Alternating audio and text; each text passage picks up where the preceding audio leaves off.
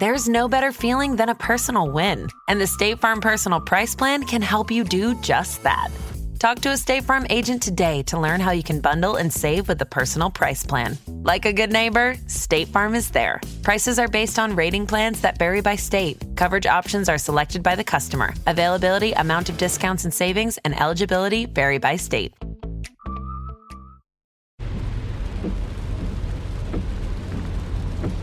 This is the sound of your ride home with Dad after he caught you vaping.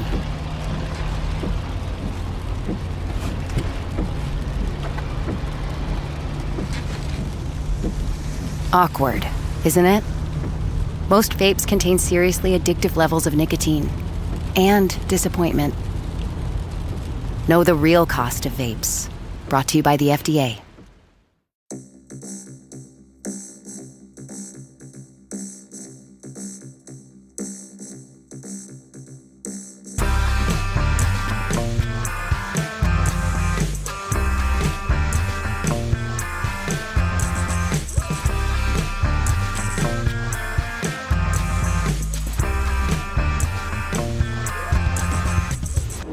Hello, welcome to Unequal Sequel Extra on this fine October morning. What is it? I'm so confused. I think it is September's ended, right? Yeah. I think it's just about October. Well, Pitch Punch and all that. That's the day we're recording. Oh, yeah. And it's spooky month. Ooh. Autumn's here.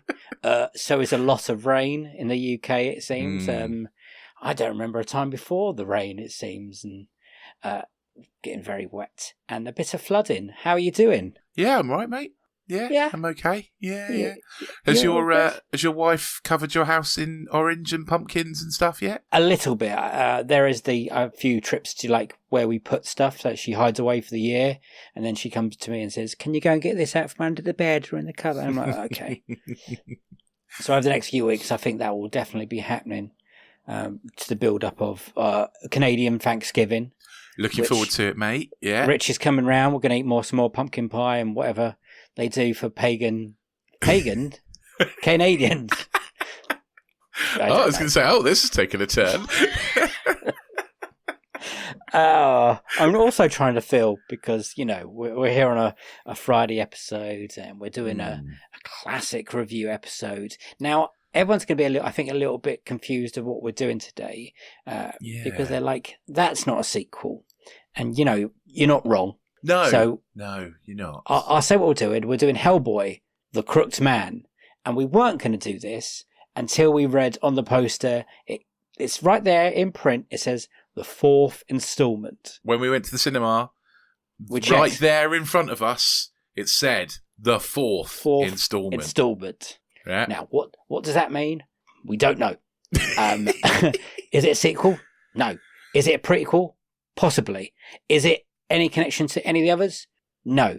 It's got a big red dude in it, so, that's kind of the connection. It kind of feels like we're doing a James Bond thing now. It doesn't really matter what's happened before it or whatever. It's just a new character a person is playing that character. Let's presume it is a sequel, but it's all shot in flashback. Possibly. Let's just presume that, and then we can say it's a sequel and we can carry on. Yeah, because we've seen it now, and I can't undo that. No. As Rich stood up at the end and went, "That's a thing," and then literally walked down the stairs. So what I said was, we did a thing. We did a thing. We did. We had a lovely night out. We went to the cinema to a screening of this film that is once a day. Was it? Or was it twice a day? No, once a day. Yeah. It's very, very small release for this movie. Well, you didn't even know it was a thing. No, last week. I literally didn't. No. And every person I've told that there's a new Hellboy film, they are very surprised. There has been minimal marketing, I would say, which hasn't helped. In the screening, there was us two and 3 other people. Yeah, and I think one left before halfway through. Like, not the greatest of things. No. It is a bit of a surprise when we found out this was coming out, because it is a shock. I have to admit, I was shocked that a new Hellboy film was coming now and we hadn't really heard anything about it. And there is like this is the fourth one. So there's been 3 other films. We got the Del Toro Hellboy, and then Hellboy 2, The Golden Army, which are that's Del great Toro films. as well, right? Yep, great. And we've always wanted that third Del Toro closer of that trilogy with Ron Perlman. That would have been nice, yeah. We've had someone, M from Verbal Diorama, picked it as her dream sequel, and that's a great sequel. I think Del Toro and the writer and creator of, and the person who I think owns the rights to Hellboy, had a bit of a falling out at some point. And that third film never got made. They did a few years ago have a discussion before the 2019 version came out, and then I remember on Del Toro just putting something out on Twitter saying it's never going to happen, we tried, let's all move on.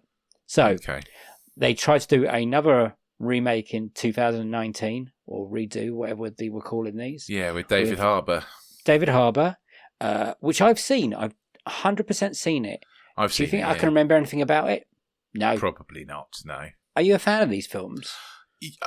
Definitely the Del Toro ones. Yes. And I think the Hellboy one, the David Harbour one, isn't amazing, but it's still relatively fun in places. It's definitely missing that Del Toro-iness.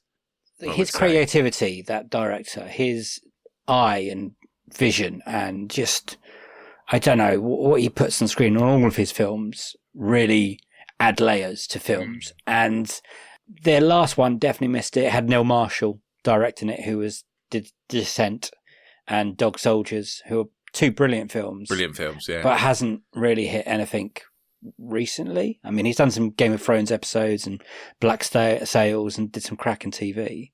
And then there's this one, which is based on a Hellboy graphic novel, The Crooked Man. They're all both based on graphic novels, though, aren't they? I think. Ish. I've never read any. Have you read any? Yes. A couple when we were first at university. So over 20 years ago. Yeah, 2003-ish. But yeah, no, nothing since. And yeah, it's sort of, we had a friend, we've talked about it before, Robbie, and he was really into Hellboy. And I was like, okay, yeah, I'll give Hellboy a go, read some Hellboy comics. And they're good. Yeah, they're good. They're all right. I like, They are more darker than, to say, some of the Marvel glossy stuff. They are darker, but also with a kind of sarcastic humour to them too, which I like. Hellboy is, I think, quite funny in a very dry and dark way. And I think that's a good thing. Yes. Okay, so let's lead on to this one. Yeah. Which is a cast of people I've never ever heard of, and that's not a bad thing. I've just never come. Well, I think we've heard of one of them. Who's that? Joseph Marcel, who was in The Fresh Prince of Bel-Air. Ah, yes, he's the butler. He's Geoffrey the butler. He plays a vicar, Reverend, in this. Yeah, Reverend. And he goes all out. There's a new Hellboy played by Jack. Is Kersey? Kesy? Yeah, Jack Kesy. Yeah, I don't know him. I don't know him from anything. And then there's Jefferson White, who plays Tom Farrell. Leah McNamara. Thank you. Yeah. As Effie Cobb. Adeline Rudolph as Bobby Joe Song, who is the agent with Hellboy. And then there's some other people. Someone plays the Crooked Man, but he just looks like a leprechaun to me through this film. So let's. He looks like one of the trolls from Troll 2. Not trolls, goblins. Goblins. I did think that. And I'm going to ask Rich to do the synopsis. Because crap, I was watching this and I was generally thinking, I cannot wait for him to describe what's going on in front of my eyes right now. Oh, crud. I'm going to struggle with this because the story is told in half riddles and nonsense. Fucking hell. But the movie starts on a train. Hellboy and 2 agents have captured a giant spider and it's in a case. It escapes from the case as they go past a mountain. Because the mountain's evil. Yeah, because the mountain's evil. I fucking know. Hellboy can smell and hear evil. Yeah. Yeah. Okay. But it escapes from the case, kills the male agent, and then has a big fight with Hellboy and Bobby. The containery thing they're in falls off the train, rolls down the mountain, and they have a thing where they try and catch the spider, which shrinks in size to quite small, and then disappears down a mine shaft. They then they're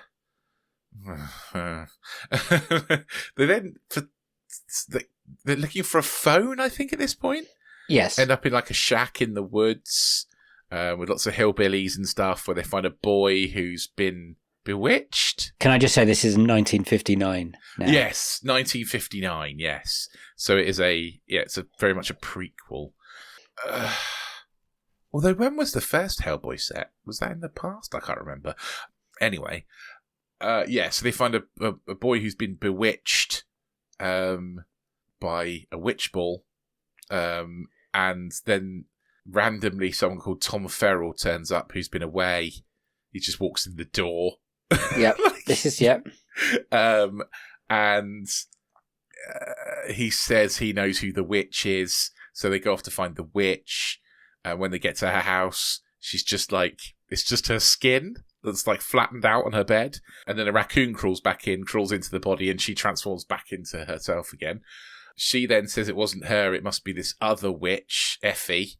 So they go off to find Effie, and it turns out that when Tom was a boy, he met Effie, and she did something there's some sort of spell, and he ended up with a lucky bone.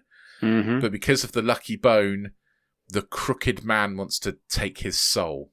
Yeah, he kind of sold his soul to the Not crooked man, 100% sure. I think, yeah. But he's been off and fighting in the war and all that kind of stuff. And now he's back. And he survived the war. That's the big war, yeah. So then they go off to find Effie, which they do.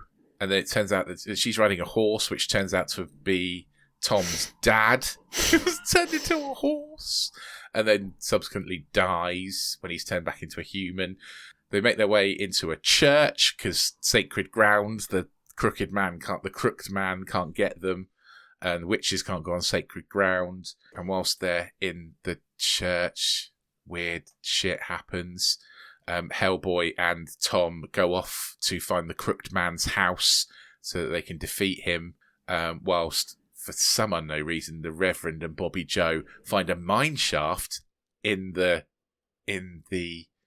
church and decide to go down into the mine. Again, it's inexplicably. Hellboy and Tom do find the crooked man's house. They defeat Effie. They defeat the crooked man. The Reverend and sacrifices himself to save Bobby. Bobby gets out the mine shaft. They all end up back in the church, and that's the end of the story. We never find out what happened to the young boy that triggered this whole thing in the first place. No. They get picked up by a helicopter. It is a much smaller scale Hellboy film than the previous installments. The budget is only 20 million. I think the director and the writer, who is the writer? It's Mike. The guy who wrote the comic books is Mike Mignola. Yeah. But I think it's written. He's got other writers as well, but I think he's the main guy. They're trying to scale it back, obviously, for budget reasons, and trying to get the tone more, I imagine, more like the graphic novels, right? So don't go in expecting big budget. Don't go in expecting much of a story. Don't go in expecting anything that makes any fucking sense. There's a lot of dialogue at the beginning, and it comes at you thick and fast when they're trying to set the story, and it doesn't make... It's just too much too soon, too quick. It's all in riddles, and it's none of it is like intelligible. It's all told in like weird, witchy, riddly things. Yeah. Shot of like witches talking to camera, like in some sort of Shakespeare soliloquy, which makes no fucking sense. I think it's horribly put together. I think the acting is okay. I think with what they've got, everyone in the cast does good. But I think it's horribly edited. I think it's horribly laid out. It's horribly shot. Whoever directed this needs to never direct again. Brian Tyler. It's rubbish. It is. Some of it is so dark. It reminded me and Rich of AVP2. We had to check if it was the person who created AVP2 because it's so dark. They've obviously done it like really dark so they can hide stuff because they've got low budget. But my God, it's so dark. And even the shots that are in the lights the colours are so muted. It's like they couldn't afford colour correction. So they just went, oh, fuck it, we'll just make it really muted. Which is so annoying when your main character's a big fucking red guy and he looks brown. Yeah. Hellboy looks brown in this movie. Yeah. It's just weird.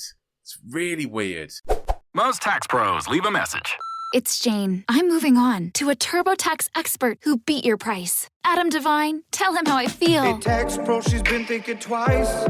Best believe TurboTax will beat your price.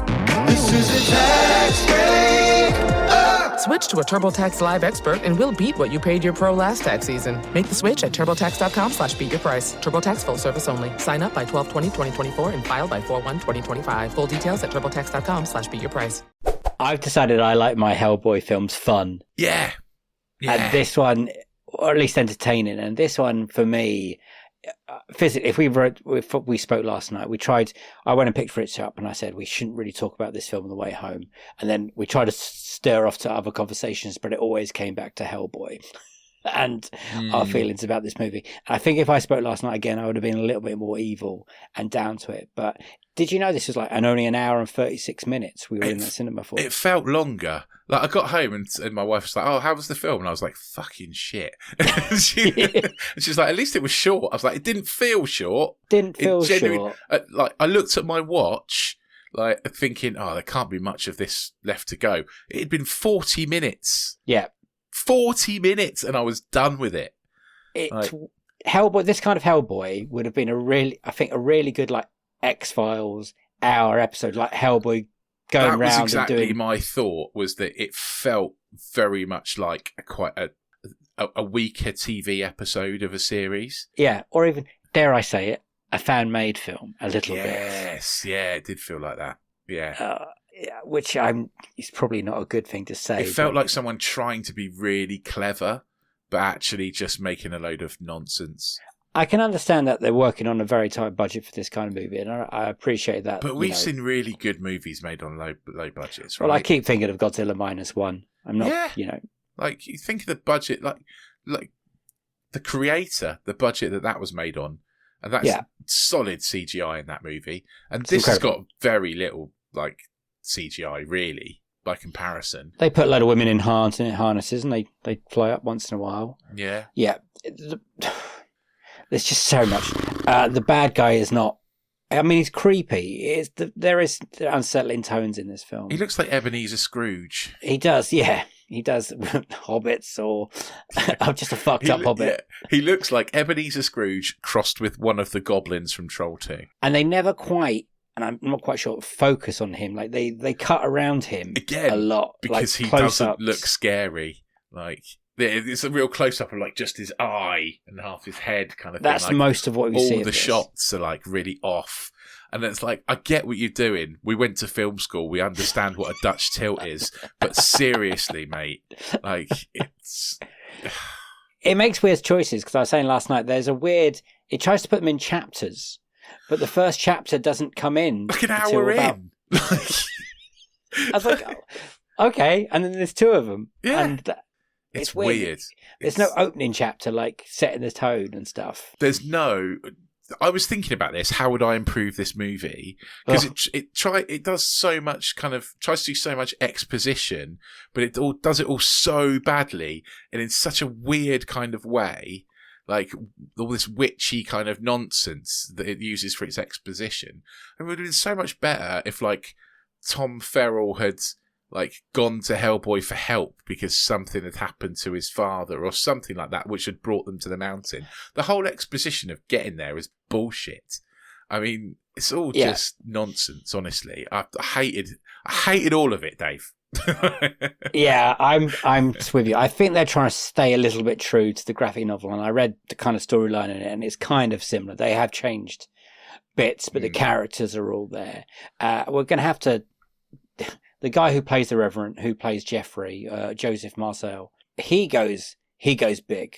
Yeah, in the Blind Revenant, and he goes like Willem Dafoe big, which doesn't really match the rest of the movie. Hellboy is so muted in this movie. He's not funny at all. He doesn't really. He tries a quip once or twice, yes, but he isn't funny. It's just not. Doesn't feel very Hellboy, to be honest. There's a bit when you went to the toilet, and I tried to explain what happened in the middle of it, and I was like, "It's weird." Genuinely, going to the toilet was the best bit of this movie because they were playing "You're Welcome" from Moana, and I was like, "Hey, this is the best bit of my evening." This is great. And the agent was Bobby Joe. I think Hellboy called her Joe for most of it. It was fighting her something, and she had like a flashback, and I was like, I have no idea what this has to do. There's loads of flashbacks to like Hellboy's mum and stuff as well, right? Like, I didn't really get any of it, to be honest, and I didn't. What did you think going in? Like, were you thinking? What were you hoping? I thought, right, this isn't being marketed very well. It's probably not going to be great, but at least it might be a bit fun. Yeah. I thought going in, it's going to be schlocky nonsense, but it's Hellboy and I'm going to have a bit of fun with it.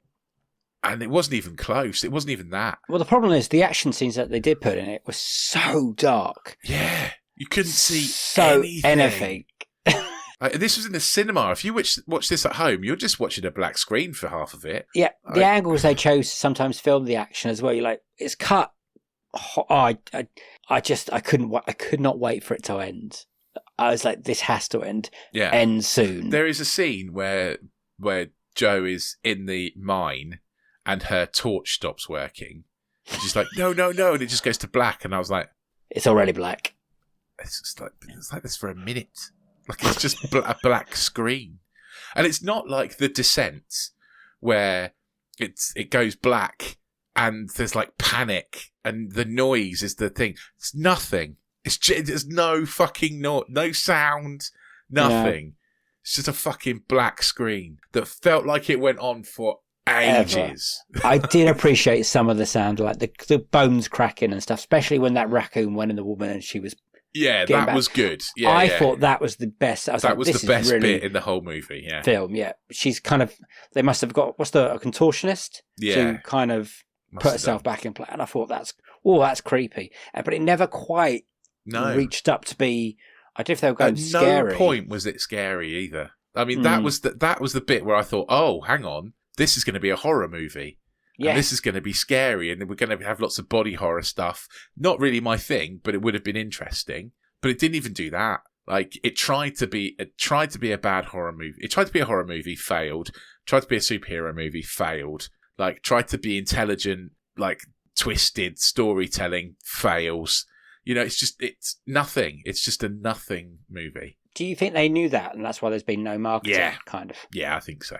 I think whatever studio it was that made this has just gone, fuck it. We'll just bury that. The Icon logo, is that came out first? I think Millennium Films are in there somewhere, and there's probably a couple of others. I'm genuinely surprised it even got a cinema release, to be honest. To be fair, apparently I was reading about it had its premiere in Belgium. Nice. And it's opened here. I'm not sure it's opened in America. So if our American listeners, I think they're going to get it on video on demand some point this week or next week. I wouldn't be surprised because it is not we only knew this was coming out good last week. That's how bad this marketing's been. I told my friend Billy, who watches a lot of film, I was like, oh yeah. He's like, what are you doing this week? I was like, oh yeah, we're going to go and watch the new Hellboy film. And he was shocked to find out there's a new Hellboy film. So 8th of October, it comes out in the States. You're right, on video on demand. It's not getting a cinema release in the States. So if you're listening in America, we've ruined quite a bit of it. But it's very hard to give away spoilers because you know what's kind of happening towards the end. Yeah. There's no big surprises. There's no surprises in it. It's not fun. There's nothing. It's just nothing about it, honestly. It's just... I wouldn't even watch it video on demand because you're going to struggle to see it on a TV anyway. It's international markets. It's made under a million. It's made £895,000 so far. So I'm not really surprised. Rotten Tomato. If you go to the Rotten Tomato page, it hasn't got a score. Okay. But on Wikipedia, it does tell me, it says this is the critics review. There's only 8 critics reviews, so it's barely been reviewed as well, and it's only at 25%. Wow. Okay. So it needs, what, 6, I think is the minimum, isn't it, for it to have a score on Rotten Tomatoes? Yeah, something like that. So does that mean like no people have just clicked on the button and said whatever? No, it's critic reviews. It says to have 6 critic reviews. Well, it's got to 8 count as a reviews. score. Okay, so it should count as a score then. It should have a score. Maybe it needs 10. Maybe. I don't know. Oh, I thought it was 6, but yeah, okay. Well, nothing's coming up, but there are some critics comment. There are 1,000 reviews on IMDb. Is there? Yeah. What have they given it? 4.9. 4.9. That's very bad for IMDb because it's always between 6 and 8. Anything below 6 on IMDb is atrocious. So, yeah, 4.9. Someone from The Guardian put no amount of budget could make up the spluttering mess of a script or the dead on the inside expressions of the cast.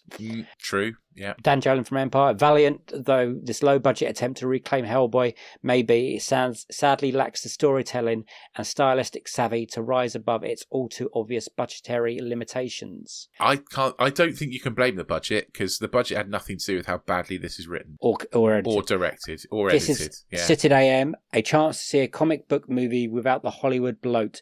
The creepy vibe and bone-dry humour make it a lot of fun. No, it doesn't. You must have been on some sort of drugs when you watched this movie if you think that was fun. I'm sorry. Like, I know there's opinions and everything, but they are professional critics who write these things, and they are paid to be objective. And there is nothing that you cannot say that this movie was fun. I'm sorry, it's just not. Well done, they made a thing. That's the best I can say about this movie. Yeah, it's tough going, and I don't know. I mean, future. Everyone wanted that Hellboy 3, that Del Toro one, because at the end of 2, you find out they're having kids, basically. Him and Liz are having kids, and you think, I can't wait to see where that goes. And then obviously everyone fell out, and Ron Perlman's now in his 70s and probably. You know, Ron Perlman's not going to be Hellboy again. But he is my Hellboy. He is so good. And like I said, the guy who is in this film, he does try with what he has, I think. There's one point you turned to me and you thought you could see the makeup on the forehead. Well, I thought I could see like his bold wig kind of thing across his forehead, which I think you can, but they kind of turned it into a wrinkle. So that I think they turned it into a wrinkle as well. And I appreciate that they were trying to do something very different. But for me, at no point did it work. No. It made me physically angry, I think, by the end of it, which is never a good response to a movie. You can't just have one of your main characters introduced for the movie by randomly walking into the door. Like, he just walks in. Like, he doesn't live there. Like, he's just turned up from fucking nowhere with no explanation of who he is, walks in this person's house while all this stuff is happening. Like, how convenient. Like, I hate that. I hate it. It's really fucking sloppy. Not only did he just walk in, he had all the answers as well. Yeah, exactly. Yeah. It's terrible. It's a bit lazy. Terrible filmmaking. It's so lazy. All of this is so lazy. They're like, how are we going to explain about witches? Oh, I know. We'll just have some random fucking shot of a witch talking to camera for no reason. It started to make him angry. He's remembering. He's remembering more. Let's have some sort of weird flashback for Hellboy, shall we? Where he talks to a fucking crow. I forgot about the giant crow. I think the crow's meant to be the devil. I think the crow's meant to be the devil. I think the crow's his dad. Like, I don't know. That looks rubbish, by the way. When the big crow there's no because you can barely see the crow. The crow is a black crow on a black background, and it's talking. I think, and I just like, you're asking me to take some leaps here, everyone. I really wanted to go in liking it. I really did. I really tried, and it wasn't for me. I was quite excited for it. I'm not going to lie. I was up for it. I love Hellboy 1 and 2. I love them so much. And I don't even hate 3. I don't hate 3. 3's a masterpiece compared to this shit. Like, that not 3, the David Harbour reimagination of Hellboy Yes. is a masterpiece compared to this shit. There you go. Shall we score it? Mate. Unequal sequel, and what do you give it out of 7? It's unequal in every way. Every way. It's bad. It's very, very bad. Out of 7, I'm struggling to give it 1, to be honest. Okay. I think it's got to be a 1 because they made it. It's there. I mean, the other bad sequels we've seen this year and we've put lower down are Madam Web and the Zack Snyder Rebel Moon. Rebel Moon and 2. Madam Web are better than this. Wow. There you go. There you go. That's how much I hated this thing. Rebel Moon, which is trash, and Madam Web, which is trash but with some glimmers of hope in, I would say.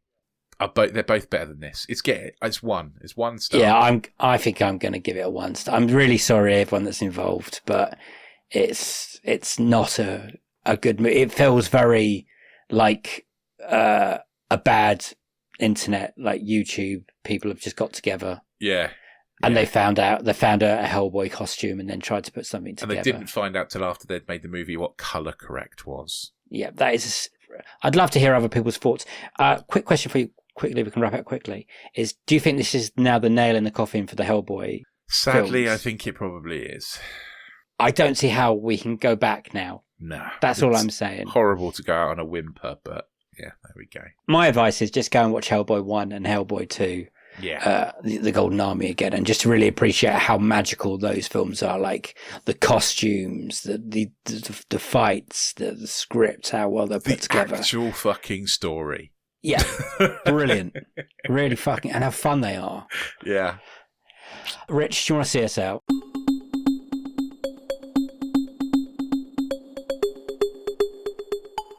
Yeah, let's get away from this thing as quickly as possible. Yeah. We have reviewed good movies, okay? There are movies that we've reviewed that we both quite like. So go back into the archives and listen to some of our other movie reviews. We promise there are movies we like in there and we talk more positively about them.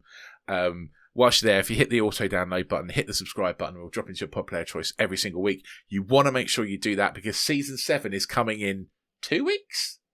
1 week? 2 weeks? Not long anyway. Couple of weeks. We'll give you a date. It's coming Monday. No, it's not, is it? The 7th. It's coming, the first episode's the 7th. Yeah. Oh my God. Episode 7's here on Monday. Christ. I can't believe it. Episode 7 starts on Monday. Monday, people. If we start on the 7th, we finished episode 12 on the 23rd of December, I believe. Yes. So yeah. that was nicely in time for Christmas. Yes. Okay, so Monday, episode 1, season 7.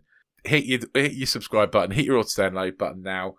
Give us 5 stars. Please write us a review on Apple Podcasts. The more reviews we get, we need to get to 200. We really want to be Rotten Tomatoes certified critics. So please do leave us some reviews on there.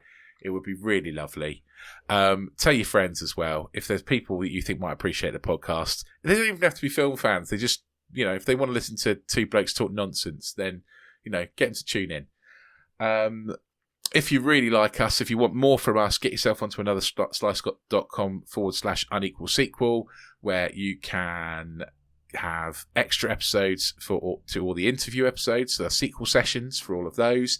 You can get Disenfranchised, where we talk about movies that should have had a franchise and didn't, including Jonah Hex, which was written by the director of this piece of shit. So you can hear what we thought of that piece of shit. And Box Set Mentality, where we're finally going to round off the Rambo franchise.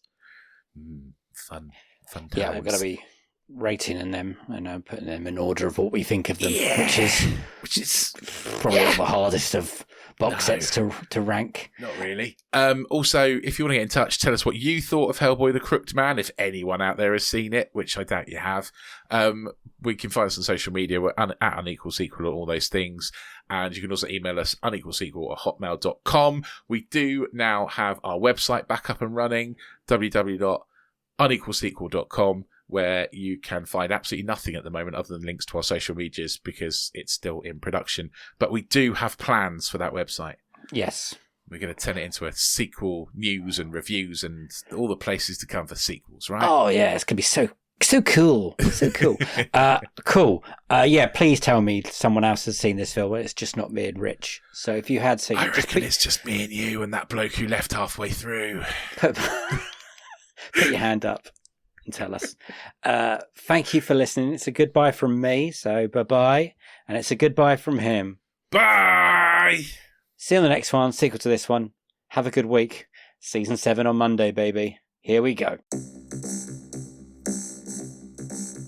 I genuinely can't believe it's Monday that season 7 starts. This year is going quick. It's literally just got to hang on. It's gone. It's gone. It's going to be Christmas. Next thing I know, it's going to be Christmas, and then I'm going to be 40. Jesus, dude. Oh, God.